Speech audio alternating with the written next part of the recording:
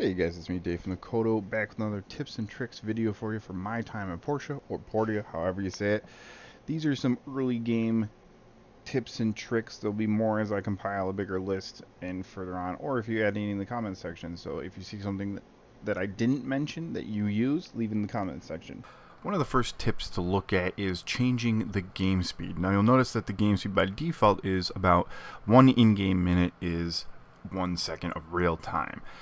If you're going to be running around doing stuff quickly, or if you've just been playing with this speed, it's not that bad of a setting to work with, but you may find that you run out of time in the day when you're trying to get things done.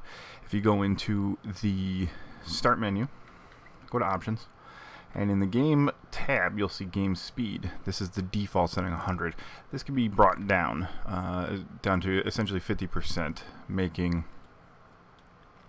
each in-game minute about 2 seconds of real time, doubling your amount of time that you have to work on things in the world. So if you find that you're having trouble getting stuff finished, you're not having enough time in the day, and you're just running out of daytime, change this setting. You might have a little bit more time to work with in the game.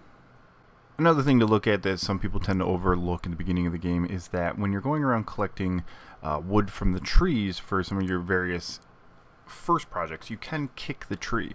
And it's not just once, you can do this a bunch of times. And what I'll do is, if I'm looking for specific things, I'll continue to kick the tree until the tree tells me that it cannot be kicked anymore. You're still going to get some items from it that you wouldn't have gotten had you just chopped it down immediately. So I'm getting a bunch of rubber fruit now.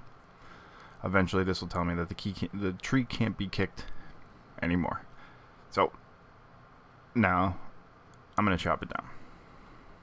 Another tip at the beginning of the game is, if you are collecting stone from inside the quarries and you don't have enough time to go out and chop down trees, and you're going to need wood for some of your projects as well, if you come to AG Construction, you come over to the AG Construction store, you can trade in wood for stone in a 1-to-1 ratio, or vice versa, stone for wood. So if you tend to be spending most of your time in the quarry and you're collecting a ton of stone, and you just don't have time to get the wood that you need, and you just need standard regular wood, you can come here and you can swap it 1 for 1.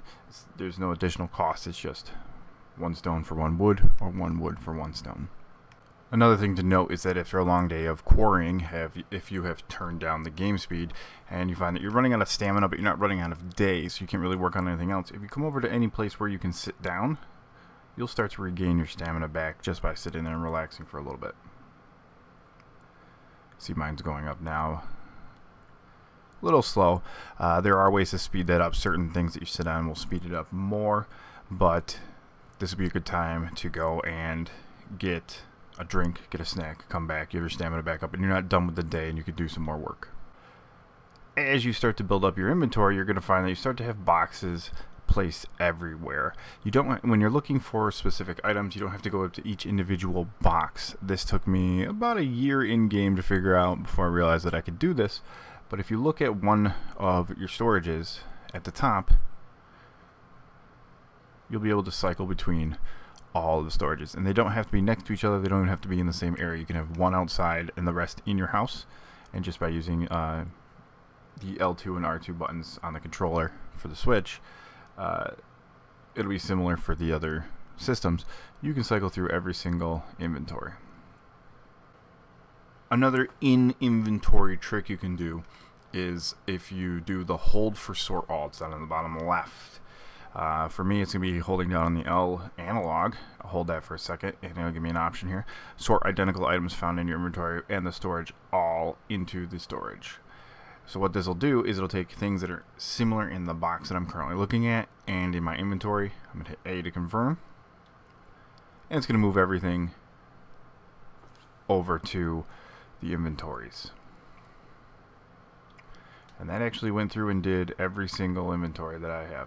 So I took everything out of my inventory in my character and put it into all of my boxes. Quick way to sort through everything, get it out of your inventory, especially if you just spent the day mining and you want to get all that stuff into your boxes. Just go in and sleep, do the hold to sort all. It'll put it all in there, it'll match up everything, and it's a quick, clean way to get things done.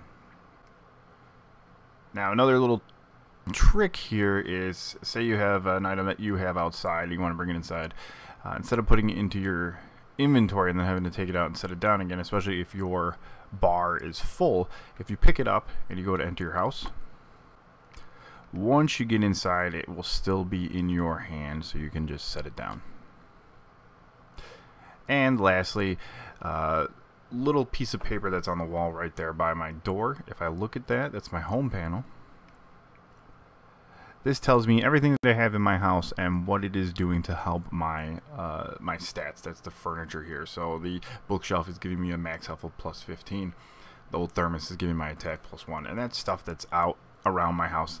It specifically says that if you put it down inside your house, it will help you with a stat boost. This shows you all of those stat boosts.